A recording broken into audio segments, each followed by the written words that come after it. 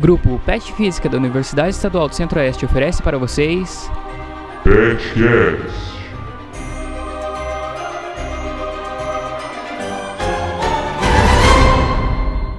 Nesse podcast teremos como convidado o professor Dr. Paulo José dos Reis, bacharel em Física pela Universidade Estadual de Londrina e doutor em Física também pela UEL. Atualmente o professor Paulo é professor adjunto da Universidade Estadual do Centro-Oeste. Temos também como convidado o professor Dr. Eduardo Vincentini, que retorna ao nosso programa para falar um pouco sobre física teórica.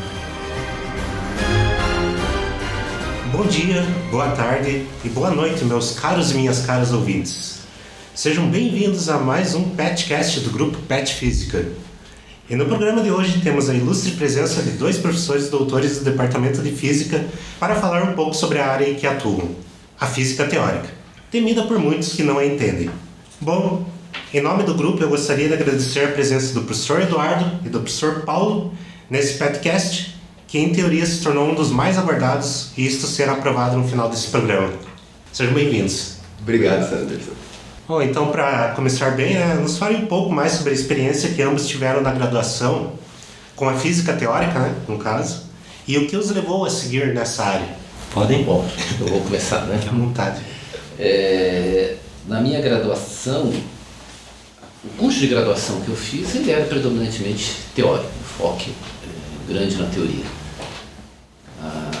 A gente tinha as aulas de física experimental, acho que como vocês, né, um complemento, mas o contato maior que você tem com a ciência experimental mesmo acaba vindo das iniciações científicas mesmo, assim, você se aprofundar um pouquinho mais na física experimental.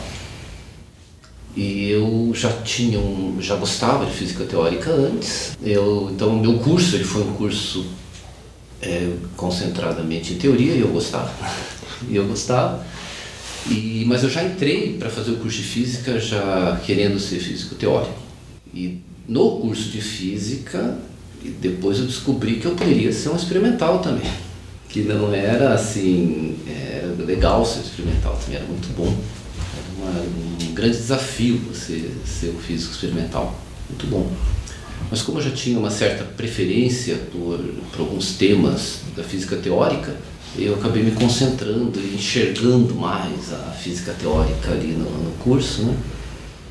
Então esse foi o meu primeiro contato, é mais fácil, né? Então a gente percebe que no meu curso pelo menos, e eu também notei com outros colegas, que a opção por física teórica na graduação acaba sendo mais fácil, por conta da estrutura do curso. Mas depois, na hora que chega na pós-graduação, a gente percebe que a demanda maior na pós-graduação é por físicos experimentais.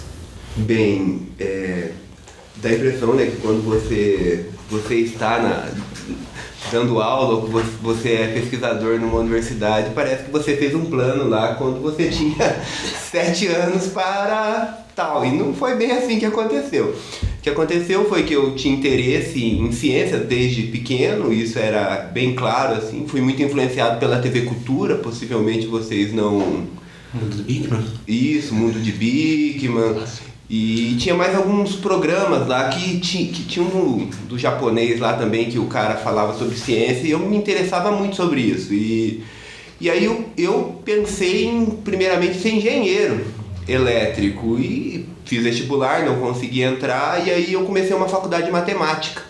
E eu não consegui me identificar. E aí o ramo, assim, que parecia que eu tinha mais afinidade era a física, que estava dentro das minhas possibilidades no período.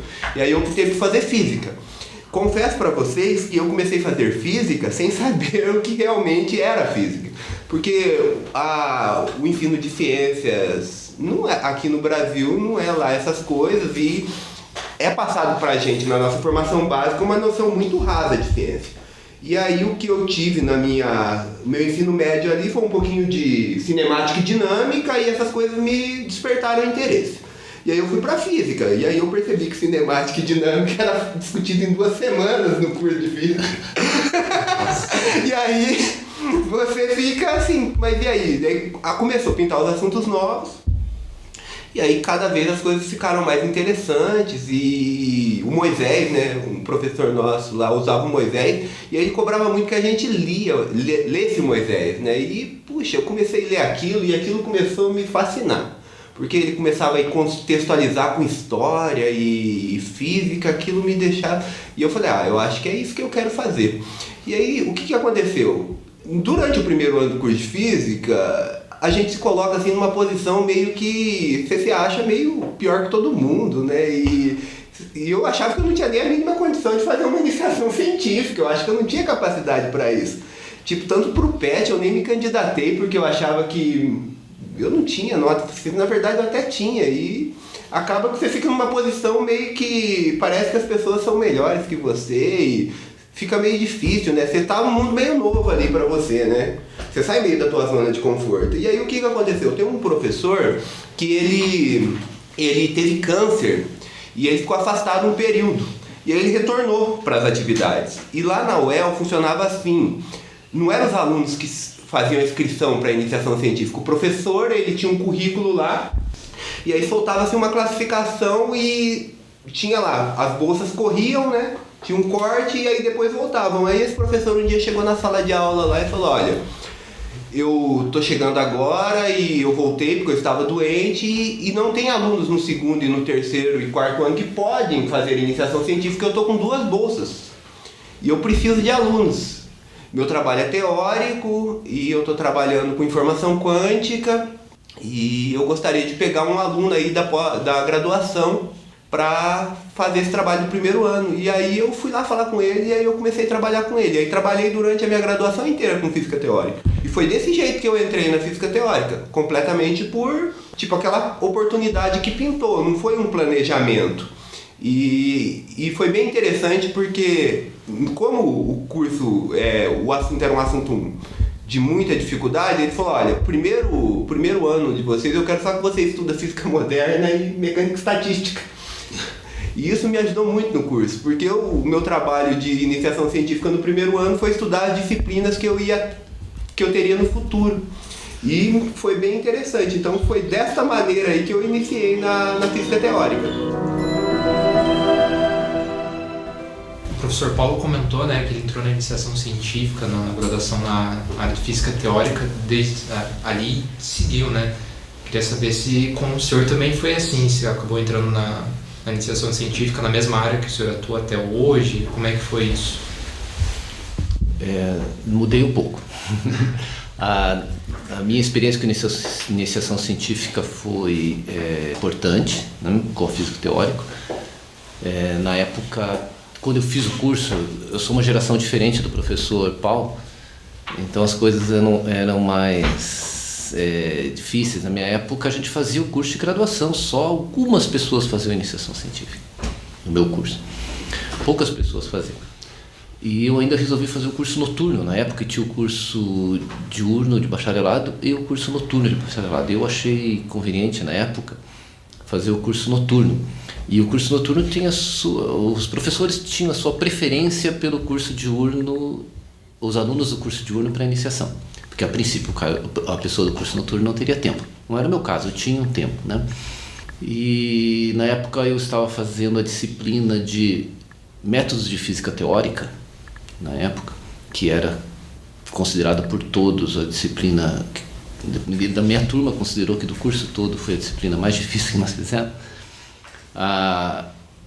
E naquela época um dos professores do departamento, que não era meu professor de mecânica, ele era professor a área de pesquisa dele era mecânica quântica, o professor Binkan Sheng, já é aposentado hoje da Federal, ele abriu uma vaga para iniciação científica e ele não tinha um aluno específico.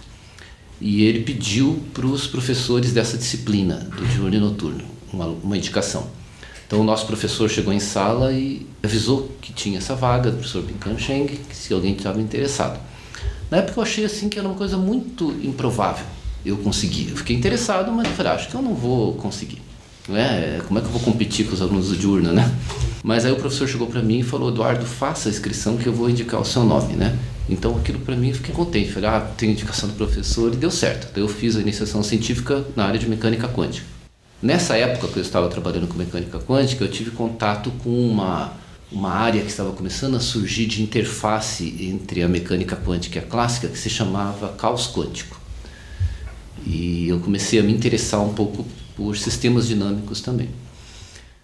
Daí, na época que eu fui fazer o doutorado, eu me interessei mais pela essa interface entre processos determinísticos, né, que era dos sistemas dinâmicos, e processos estocásticos, que tinha que é a área de investigação da mecânica estatística, que tem a parte clássica e a quântica. E essa acabou sendo a minha área de pesquisa até hoje. Tá? Não tanto mais com enfoque tão grande hoje em dia com a mecânica quântica, é mais fraco esse enfoque que eu dou. Trabalho um pouco mais com a mecânica clássica mesmo, mas com a interface entre processos determinísticos e estocásticos. Né? Mas foi muito importante a iniciação científica. Continuando então nessa coisa de iniciação e de pesquisa, atualmente vocês trabalham com uma linha de pesquisa, né? E como o professor já falou um pouco, acho que vocês poderiam falar um pouquinho mais sobre a linha de pesquisa agora de vocês. Bem, eu trabalho hoje com física teórica e física experimental. Na minha iniciação científica, né, meu trabalho está mais voltado para a área de divulgação científica, e as minhas propostas elas são pegar esses temas interessantes aí de teoria de informação quântica e tentar traduzir isso para uma linguagem mais acessível. Eu acho que isso é muito importante porque, de certo modo, essas novas tecnologias que surgirão graças a essa teoria, elas vão estar presentes no nosso cotidiano num futuro próximo. E esses assuntos aí que eles estão contidos em artigos ou as revistas aí de divulgação, possivelmente, num futuro breve, eles serão assuntos aí que nós estaremos discutindo aí em sala de aula no curso de física e a nível básico de ensino. E o meu outro trabalho experimental é sobre microtomografia de raio-x. E aí é outra história, e como que eu entrei nessa e eu permaneci nessa aí. E a física teórica, eu confesso para vocês que foi uma coisa que me auxiliou muito em desenvolver esse trabalho em física experimental. E estando na física experimental, eu percebi que a diferença praticamente não existe entre física teórica e física experimental. O que existe é trabalho. Porque você tem que, quando você está produzindo um artigo ou estruturando um trabalho, você tem uma receitinha ali que você tem que seguir. E basicamente essa receita ela não difere muito para o teórico, para o experimental. A diferença é que para o experimental ele tem que modular um experimento ali que vai gerar uns resultados, mas a partir do momento que chegou os resultados, a física teórica e a experimental ela se torna igual do ponto de vista de trabalho, porque você vai ter que manipular dados ali para produzir algo. E na física teórica não é diferente, você está manipulando algumas equações ou alguns dados, ou simulando, e aí no final gera-se a mesma coisa. Mas atualmente no mestrado meu trabalho é voltado para estudo de canais dentários. Olha que coisa que não tem nada a ver você parece que não tem nada a ver com a física, mas é uma coisa interessante. Porque nós temos muito que contribuir nesse ponto aí. É algo que, tipo, se você falar isso, putz, o cara está estudando canal, o que isso tem a ver com física? A questão é que você tem uma série de parâmetros matemáticos ali que você pode adotar para definir algumas propriedades dos canais dentários que auxiliam muito o dentista. Por exemplo, o centro de massa. E aí você tem uma série de coisas ali que você, junto com software, lógico, que analisa imagens digitais, mais o conhecimento de quem sabe um pouco de física e de matemática, é fundamental para estruturar os trabalhos deles. Sobre a minha pesquisa, né? Então, continuando o que eu estava comentando da outra vez, né, que já dei uma introdução na minha fala anterior, que eu me interessei no primeiro momento no mestrado por essa área de caos quântico, e ali se trabalhava na época muito com um modelinho chamado de bilhar, porque ele classicamente ele é um modelo, tanto classicamente como quanticamente, ele é um modelo fácil de trabalhar, simples na sua estrutura, e na época muito fácil de lidar com os recursos computacionais disponíveis, as limitações computacionais que existiam. E ele ajudava muito a entender essa relação entre mecânica clássica e mecânica quântica, e quando a mecânica quântica se torna o que a gente conhece na mecânica clássica, né? E eu me interessei muito por esse modelo na época, acabei trabalhando com ele no meu doutorado e acabo trabalhando até hoje com esse modelo de bilhares, porque ele acaba ajudando na compreensão dos processos microscópicos, né? E isso que me interessa até hoje, né? Então eu acabo sendo um físico extremamente longe de alguns experimentos, né? Eu não gosto disso não, eu preferiria ter trabalhado, tentei algumas vezes na minha carreira profissional me aproximar um pouco mais da física aplicada, porque eu acho que a gente tem que colaborar com os outros pesquisadores que estão aqui trabalhando com você, não só da física, como de outras áreas. É importante. Mas o meu interesse acabou ficando nesse modelo de bilhares, e que eu trabalho até hoje com eles, né? Então essa é hoje eu trabalho principalmente na interface entre processos estocásticos e sistemas determinísticos, principalmente com modelos de bilhares. Bom, então já seguindo esse ramo de pesquisa e as pesquisas que os senhores fazem, né? Quais são os maiores desafios, dificuldades, os maiores empecilhos que os senhores encontraram nesse ramo da física teórica, né? A primeira coisa, eu não classificaria isso como uma dificuldade, mas do ponto de vista de concorrência, é uma coisa que cria-se uma dificuldade na física teórica, que a física teórica ela anda um pouco mais devagar que a experimental. A experimental é mais dinâmica, você tem um experimento, tem os resultados, você bate em cima dos resultados, o artigo sai muito mais rapidamente. Olha pessoal, eu acho que isso aí como cientista, a gente acaba se pautando, eu sempre falo isso para meus alunos aí, eles estão aqui inclusive na sala de aula, que a gente sempre se pauta pelo ponto de vista pessoal, e nem sempre o ponto de vista pessoal é um bom. É o que nos guia no nosso dia a dia, mas nem sempre isso é uma boa referência. Pode ser que à nossa volta as coisas estão acontecendo diferentes, você fica se pautando no ponto de vista pessoal e você às vezes corre o risco de cometer erros aí. Mas é natural. Mas o que eu percebi é que pela estrutura de grupo que eu tinha, que era uma estrutura de grupo fechado, como a minha orientadora ela conduzia, isso fazia com que você aprendia bastante, mas não era produtivo do ponto de vista de publicação. E eu percebi que quando eu migrei para a física experimental, as coisas acontecem muito rapidamente, porque você está trabalhando em parceria, principalmente que o meu trabalho é totalmente aplicado. Você está trabalhando em parceria com o cara da biologia, com o cara da engenharia civil, com o cara da odontologia, com o pessoal da física. E aí é 5, 6 trabalhos que você está fazendo em paralelo. E aí é o cara te mandando e-mail, tem que fazer aquilo lá, tem que fazer aquilo lá. E aí você tem que ficar correndo atrás, mas no final das contas tem coisa que está lá há 2 anos, que está saindo agora, tem coisa que você faz agora que está saindo daqui 3 meses. Então parece que é uma dinâmica meio louca, assim, comparado com a teórica, né? Que eu, pegava um problema e aí eu tinha que desenvolver aquele problema até o final e aí depois voltar olhando quais eram os pontos importantes para ser discutido no artigo. Na física experimental, não. Eu percebo que o negócio é mais dinâmico.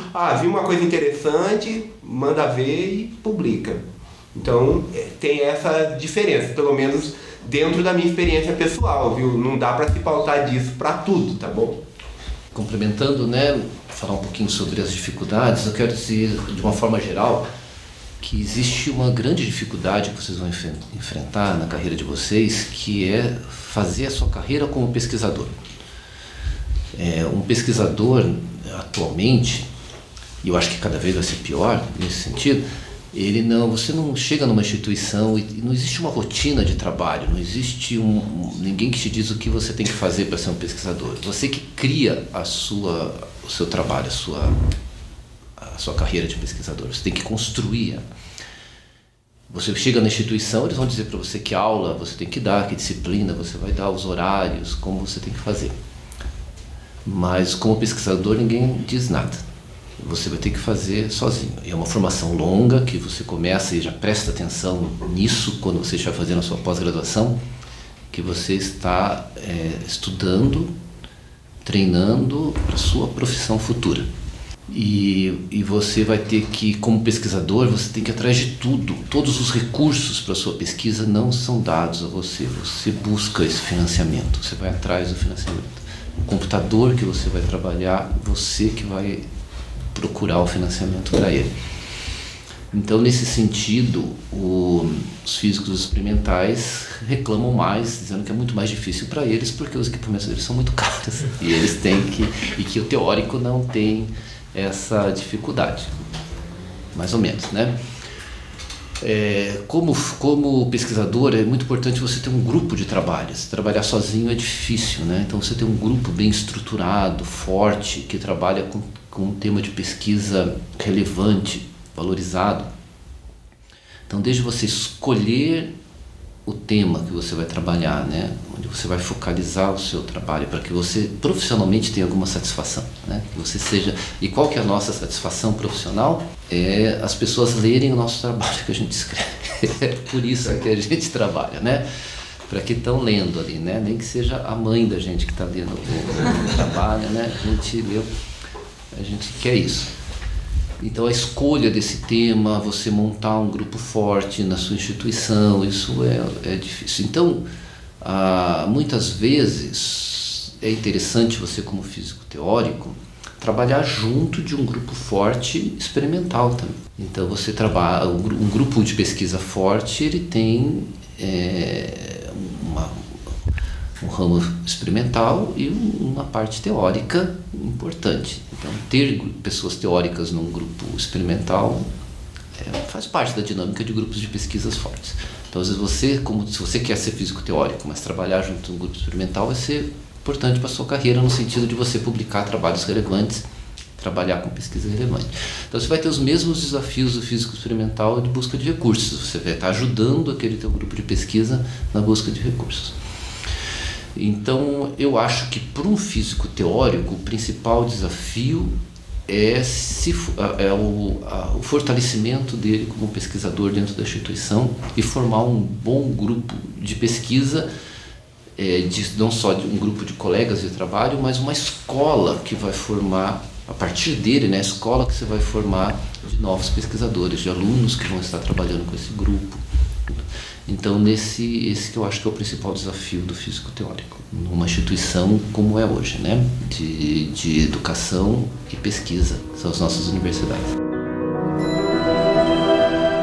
Então, professor, como o senhor disse, tem que buscar todo um financiamento para a pesquisa teórica. E assim, como que anda o investimento da física teórica no Brasil? Bem, eu vou falar também aquele negócio, ponto de vista pessoal, experiência própria. É o seguinte, no período que eu trabalhei na UEL lá fazendo pós-graduação, o investimento era zero, nós não tínhamos investimento. O que nós recebíamos era um dinheirinho ali do PROAP, né, que era o próprio dinheiro que vinha para pesquisa, congresso, viagens, nunca faltou. Eu fui em todos os congressos que eu tive interesse, né, e aí eu recebi taxa de bancada também durante a parte do meu doutorado, que é uma substituição. Isso não teve problema, porque o que eu precisava para fazer meu trabalho teórico era basicamente acessar a web, os artigos estavam disponíveis lá na universidade e o trabalho eu precisava de um computador. E a instituição lá na época, eu não tinha notebook, ela me deu um computador lá que era da pós-graduação, que você usava por um período, né? Naquele período lá as pessoas não tinham ainda computador, todo mundo, né? Até tinham, mas não eram todos que tinham. E aí você usava o computador lá. E eu precisava do computador para rodar meus cálculos e acessar os artigos, e isso era suficiente. E aí para viagem tinha o PROAP. Mas eu lembro que a minha orientadora, ela aprovou um projeto CNPq, mas basicamente ela comprou livros, comprou impressora, comprou equipamento, que é computador. E é isso, não se necessitava de financiamento. Uma mesa e um computador já era suficiente para desenvolver o trabalho. Agora, na física experimental, precisa de grana. Porque só o tomógrafo hoje é $250 mil, né? Então, um tomógrafo, um microtomógrafo, R$1 milhão hoje, né? Com a cotação do dólar. E aí, o que você precisaria? Você precisaria de workstation, porque para você fazer as reconstruções de imagens, não é qualquer computador que faz. E você faz a aquisição lá no tomógrafo, mas só um tomógrafo ligado ao nada como nosso amigo músico ali, é o baixo dele sem cubo, né? Não vai fazer show. Então você precisa do tomógrafo, de um sistema de processamento, que são 2 workstations, e aí cada uma deve custar, sei lá, 16 mil reais, dá 30 mil. E então só para você ter um laboratório de microtomografia sem... É que o problema é que nós não temos a noção, né? Tipo, comprei um tomógrafo. Legal. Mas aonde você vai colocar aqui na universidade? Você precisa de um espaço físico para destinar. Você precisa de uma mesa para colocar. E essa mesa ela tem que ser uma mesa especial, que ela não pode transmitir vibração. Então, pessoal, é uma série de detalhes que é muito difícil fazer física experimental se você não tiver dinheiro. Porque pode acontecer de você conseguir o dinheiro para comprar o equipamento e o equipamento ficar 4 anos numa caixa porque você não tem a infraestrutura ideal para colocar o equipamento, né? O professor Pedro aí, ele sabe muito bem o que é isso. Para colocar um laboratório para funcionar é muito difícil. Então, do ponto de vista financeiro, é um gargalo isso. Sim. Eu vou falar de uma coisa um pouco mais geral. Eu acho assim, é normal que se queira financiar um pouco mais a ciência aplicada, que todo financiador, seja ele o governo ou uma instituição privada, ele dê mais preferência para uma ciência aplicada ou uma ciência experimental do que a uma teoria. Eu acho compreensível, até mesmo porque você tem alguns problemas mais urgentes que têm que ser resolvidos com a ciência aplicada, quando você pensa em termos de um órgão governamental que está investindo, ou até o desejo de um retorno financeiro rápido para o investimento dele quando você pensa numa instituição privada que está financiando a pesquisa. Mas a gente como teórico, claro, eu acho que os problemas da teoria são muito relevantes. A gente às vezes está preocupado com grandes desafios da humanidade do futuro. Não que a gente queira resolver, não que na minha pesquisa eu estou fazendo isso, mas falando de quem trabalha com teoria de uma forma geral. A gente tem grandes desafios futuros, energéticos, de reciclagem, né? de sobrevivência da humanidade, exploração espacial. São coisas que quem está financiando acha isso difícil de gastar dinheiro com isso. Mas são desafios importantes que, se você não pensa nisso agora, e você não investe agora, eles vão estar batendo na nossa porta daqui, às vezes, 50 anos, e às vezes você leva 50 anos para ter uma proposta para isso. Então você não pode ficar sempre correndo atrás das emergências, sabe?